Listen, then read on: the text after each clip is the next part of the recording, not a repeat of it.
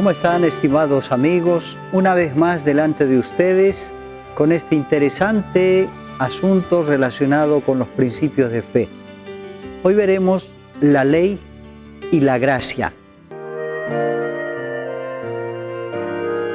Seguramente ha escuchado la expresión "somos salvos por gracia", ¿no es verdad? Pero ¿qué significa esto? Podríamos concluir rápidamente que si la salvación es por gracia, la obediencia ya no es necesaria. Y en ese caso, ¿cuál sería el valor de la ley de Dios? Y el tema de la guarda del sábado, el día del Señor, ¿para qué? Se entiende que no tenemos obligación de respetar ninguna ley. Entonces podríamos decir que somos libres para hacer lo que nos plazca. No importa si hemos pecado, si seguimos pecando, o aún en el futuro podríamos seguir pecando, porque igual seríamos salvos. Para eso es la gracia, afirman algunos. Hoy, con la bendición del Señor, trataremos de responder a las siguientes interrogantes. ¿Qué es en realidad la gracia? ¿La gracia nos exime de la obediencia? ¿Y la ley de Dios debe ser obedecida hoy por los fieles? Respondamos estas interesantes interrogantes. Primero definamos qué es gracia. Entendamos primero el significado gramatical de la palabra. El diccionario de la lengua española la define como ayuda sobrenatural concedida por Dios a los hombres. Entonces, gracia es un regalo, por lo menos en el aspecto que nos interesa. Un regalo es algo que no nos cuesta absolutamente nada. Definida la palabra gracia, ahora veamos desde el punto de vista teológico. Extraemos un párrafo del libro La ciencia de la salvación, en la página 44, nos dice así: gracia es definida en la teología cristiana como favor inmerecido, libremente concedida por Dios a los individuos que son redimidos y santificados por medio de ella. Proviene del término hebreo gen, que significa gracia. Así es como se usa en el Antiguo Testamento. Ahora veamos en el Nuevo Testamento. Gracia deriva del griego charis. Está asociada casi exclusivamente con la figura de Jesús. Por la muerte expiatoria de Cristo fue revelado el ilimitado favor de Dios. Gracia es dar a alguien algo que no merece, la vida eterna. Y misericordia es no dar a alguien algo que sí merece, la muerte. En el momento en que el hombre y la mujer escogieron desobedecer las instrucciones bíblicas y obedecer las palabras de Satanás, se tornaron merecedores de la muerte eterna. ¿Por qué? La paga del pecado es muerte, según Romanos 6:23. Desde que Jesús decidió asumir el lugar del pecador y sufrir la penalidad que era resultado de la transgresión o desobediencia, mediante la gracia divina, el hombre no recibió aquello que merecía, es decir, la muerte. Debemos entender además que la justicia de Cristo fue imputada, que quiere decir regalada al pecador arrepentido. Su muerte vicaria sobre la cruz del Calvario ofrecieron al hombre aquello que él no merecía, la vida eterna. El don gratuito de Dios es vida eterna en Cristo Jesús, Señor nuestro, completaba el versículo de Romanos 6:23. Sigamos analizando este interesante concepto poco comprendido. La gracia es un atributo de Dios ofrecido hacia las criaturas humanas indignas. No la buscamos, Sin embargo, la gracia fue enviada a buscarnos a nosotros. La gracia divina es el gran elemento de poder salvador. Sin ella, todo esfuerzo humano es inútil, nos dice la hermana White en Obreros Evangélicos 72. Por otro lado, es cierto, los ángeles no entienden a cabalidad lo que es la gracia, ni tampoco es necesario para ellos. ¿Por qué? Porque ellos nunca pecaron. Pero en el caso nuestro, es imperativo, necesario, la gracia para liberarnos de la condenación.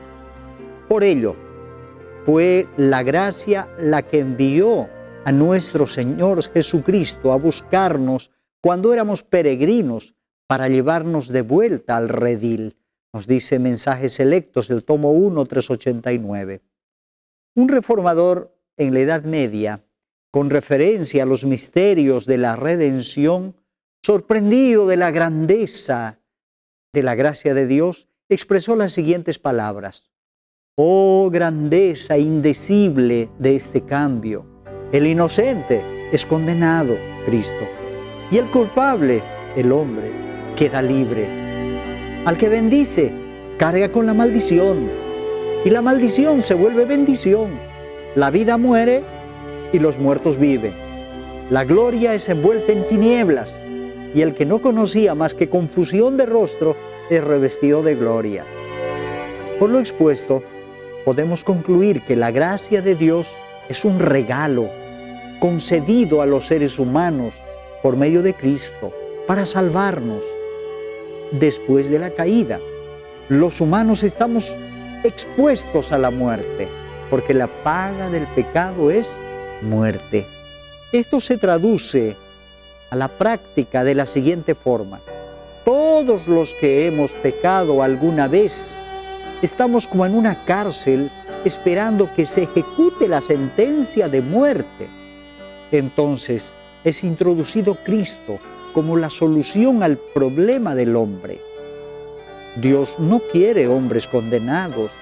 Dios no quiere siervos presos, sino libres y llenos de salud, para que les sirvan y le adoren voluntariamente. Habiendo comprendido acerca de la gracia, ahora analicemos el otro aspecto, la ley. Aunque ya lo comentamos en temas anteriores, no está de más decir que la ley nos muestra el pecado, como nos dice el apóstol Pablo en Romanos capítulo 7, el verso 7. Pero yo no conocí el pecado, sino por la ley, porque tampoco conociera la codicia si la ley no dijera, no codiciarás. Además, Juan, en el capítulo 3, versículo 4 de la primera epístola, enfatiza que el pecado es la infracción de la ley. Entonces, si la ley nos muestra el pecado, diremos que la ley condena, la ley mata. Según Romanos 6:23, que ya lo hemos comentado. Para que esto no ocurra, interviene el Señor por gracia, como un regalo. Nos muestra que el hombre logra quedar libre de condenación por la fe en Jesús. Esto lo confirma Romanos capítulo 5, versículo 8. Mas Dios muestra su amor, su gracia, para con nosotros, en que siendo aún pecadores, Cristo murió por nosotros. Entonces la ley, además de mostrarnos la condición pecaminosa en que se encuentra el hombre, a través del Espíritu Santo, nos muestra también la solución. ¿Y quién es la solución a este grave problema? Juan el Bautista apuntó a Jesús diciendo: «He ahí el Cordero de Dios que quita el pecado del mundo». San Juan 1, 29. Cuando sentimos que somos pecadores, la ley entonces es un ayo, que quiere decir un guía, que nos conduce a Cristo. Gálatas 3:24 nos dirá, la ley tiene el objetivo de llevarnos a Cristo. Concluimos entonces que la ley es inseparable de la gracia. La gracia no tiene validez sin la ley. Dicho a la manera del rey David en el libro de los Salmos, podemos leer lo siguiente: la misericordia y la verdad se encontraron, la justicia y la paz se besaron. Y aún Salmos 85, versículo 10, justicia y juicio son el cimiento de tu trono. Misericordia y verdad van delante de tu rostro. Nos decía en el Salmo 89, versículo 14. Por lo tanto, la justicia, ¿qué cosa es? La perfecta obediencia a la ley de Dios. Como la misericordia, la gracia del Señor dada al hombre culpable, son atributos divinos de su gobierno. Hasta aquí analizamos la ley y la gracia por separado. Ahora veamos la relación que tienen entre sí en el plan de la salvación. Por todo lo que ya hemos expuesto, estamos en capacidad de responder lo siguiente: ¿cómo es que el hombre alcanza entonces la solución al problema del pecado? Cuando por la gracia del Señor somos atraídos por el Espíritu Santo y no resistimos a esa atracción, sentimos un estado de dolor por los pecados que hemos cometido. Esto es llamado el arrepentimiento. Entendemos el sufrimiento que le causamos al Señor. Entonces, nace un deseo de mejorar y pedimos perdón por las ofensas que hemos hecho. A esto se denomina confesión. Luego decidimos cambiar. Es decir, se da en nosotros la conversión. El Señor con su gracia nos da las fuerzas para lograrlo. Día tras día, minuto tras minuto, vamos creciendo en la práctica de la verdad y entramos a un proceso que se denomina santificación. Es así como obedeceremos la santa ley como un acto de amor a nuestro Señor, como nos decía San Juan capítulo 14, versículo 15. Como ustedes ven, la gracia del Señor actúa en cada momento de nuestra vida. Aunque no conozcamos a Dios, igual su gracia es dada a cada día. El aire que respiramos, el agua que bebemos, las palpitaciones del corazón, el cariño y el amor que recibimos, las flores que nos alegran, la sonrisa de los niños. Podemos disfrutar esto y mucho más solamente por la maravillosa gracia de Dios. Analicemos ahora la palabra justificado. En teología quiere decir perdonado. O sea, un pecador es liberado de condenación, es encontrado sin culpa. Así lo confirma el libro de los Romanos, el capítulo 3 y el versículo 24. Siendo justificados gratuitamente por su gracia, mediante la redención que es en Cristo Jesús. ¡Qué buena noticia! Somos perdonados por la gracia del Señor. Pero la obediencia a la ley, ¿dónde queda? En el libro de Gálatas, el capítulo 2, el verso 16, nos dice lo siguiente: sabiendo que el hombre no es justificado, o sea, perdonado, ¿no?, por las obras de la ley, sino por la fe en Jesucristo, nosotros también hemos creído en Jesucristo para ser justificados por la fe de Cristo y no por las obras de la ley, por cuanto por las obras de la ley nadie será justificado. Entonces, ¿para qué sirve la obediencia a la ley? Nótese que los textos hablan de justificado, o sea, perdonado. Para ser perdonado no hace falta la obediencia. No es por las buenas obras que hacemos al obedecer la ley que ganamos el perdón. Es solo por la fe. La fe es la confianza plena en el Señor. Es por la gracia que Él nos da que somos perdonados. Pero la vida cristiana no termina con el perdón logrado. Apenas ha comenzado. De ahí en adelante viviremos amando al Señor. Tendremos que lograr la santidad del carácter. La perfección es el reto que está delante de nosotros, según Mateo capítulo 5, versículo 48. A ese proceso posterior, después de lograr la justificación o perdón, se llama santificación.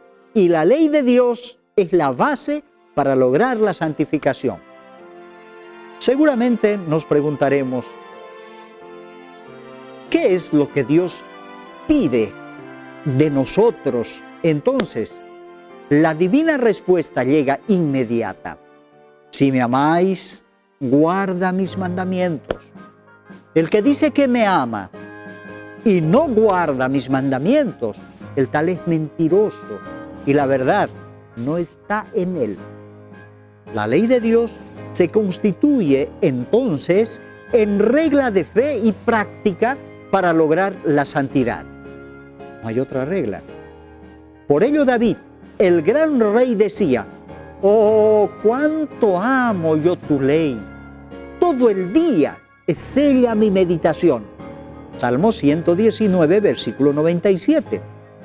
Pablo complementa la idea y nos dice en Romanos 7, versículo 12: «La ley es santa, justa y buena, porque nos muestra lo que debemos hacer y lo que no debemos hacer.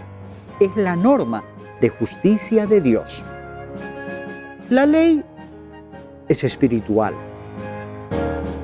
Y nosotros, después de lograr el perdón por la fe que Él nos dio como un regalo, somos de ahí para adelante espirituales. Dejamos de ser carnales. Esto es, ya no pensamos en las cosas de la carne. Más bien ahora nos deleitamos en los frutos del Espíritu, según nos decía en Gálatas 5, desde el 19 al verso 23. Hemos logrado un cambio. Pasamos de muerte a vida. Dejamos el reino de las tinieblas, el reino del diablo, y entramos en el reino de la luz, el reino de Dios. La Escritura detalla este cambio en el libro de Gálatas, capítulo 5, el verso 24 ahora. Pero los que son de Cristo han crucificado la carne con sus pasiones y deseos. Y Pablo usó su propia experiencia para ilustrarnos este interesante proceso. Leamos, por favor. Porque sabemos que la ley es espiritual, mas yo soy carnal, vendido al pecado, decía él. Romanos 7:14. Esto dijo el gran apóstol cuando no conocía plenamente al Señor. Todavía vivía sin Cristo, en las prácticas carnales del mundo de pecado. Pero cuando se entregó al Señor, vivió una vida plenamente consagrada a Jesús. Gálatas 2:20 nos dirá: ya no vivo yo, mas Cristo vive en mí. Ahora era un hombre espiritual. En el libro de Romanos, que el apóstol Pablo también nos dejó para nosotros, en el capítulo 2 y el verso 13 nos dice: porque no son los oidores de la ley los justos ante Dios, sino los hacedores de la ley serán justificados. Así es como logramos la santidad que Dios pide. Por eso ahora, cuando la puerta de la gracia está aún abierta para nosotros, tal como nos dice en Romanos 6, 11 y 2, así también vosotros consideraos muertos al pecado, pero vivos para Dios en Cristo Jesús, Señor nuestro. No reine pues el pecado en nuestro cuerpo mortal, de modo que lo obedezcáis en sus concupiscencias. Entonces, nos queda muy claro que la ley no perdió vigencia por la gracia, más bien queda confirmada eternamente, queda establecida de manera inseparable de la gracia. Queridos amigos, al concluir este estudio, ¿qué opinan? ¿La gracia nos exime de la obediencia a la ley? Claro que no. Por lo anteriormente expuesto, la ley es eterna y la gracia nos ayuda a obedecerla como nunca antes. Cristo no nos ha prometido ayuda para llevar hoy las cargas de mañana. Ha dicho, bástate mi gracia. Pero su gracia se da diariamente. Así como el maná caía en el desierto para la necesidad cotidiana, para alimentar a los millones de Israel en su peregrinación, así podemos hallar nosotros el pan celestial para la necesidad de cada día. Tenemos que tomar una decisión. ¿Demostraremos que amamos al Señor o nos colocaremos en contra de Él, siguiendo la corriente de los que afirman que la ley no vale? Usted decide. La Iglesia es el objeto al cual Dios dedica en un sentido especial su suprema consideración. Es el escenario de su gracia, en el cual se deleita en revelar su poder para transformar los corazones. Que el Señor nos ayude a obedecer esa ley, que es el padrón colocado delante de nosotros. Oremos fervientemente al Señor y unámonos con Él como el pámpano con la vid. Él nos dará fuerzas para vencer el pecado. Él dijo, sin mí nada podéis hacer. Y nos dice aún, bástate mi gracia. Acompáñenme, por favor, en una oración de súplica por la bendición de Dios. Padre nuestro que estás en el cielo, postrados en tu santo nombre, estamos agradecidos por la preciosa luz de tu palabra. Nos muestra, nos ilumina, nos indica la senda estrecha que tenemos que caminar. Ayúdanos a grabar en el corazón y en la mente estas solemnes verdades que hemos estudiado. Haz que podamos entender la gracia y obedecer tu ley. Ayúdanos, Señor, a amarte de todo corazón. Estamos en tus manos. Quédate con nosotros y danos la bendición que más necesitamos. Haz que podamos tomar una decisión firme al lado tuyo y obedecer tu preciosa palabra como tú esperas de cada uno de tus hijos. Gracias, Señor, en el nombre de Jesús. Amén. Perdido fui a mi Jesús, Él vio mi condición, en mi alma derramó su luz, su amor me dio perdón. Fue primero en la cruz donde yo vi la luz y mi carga de pecado dejé. Fue allí por fin lo vi a Jesús y siempre con él feliz seré. En cruz cruel mi Salvador su sangre derramó por este pobre pecador a quien así salvó. Fue primero en la cruz donde yo vi la luz y mi carga de pecado dejé. Fue allí por fin lo vi a Jesús y siempre con él feliz seré.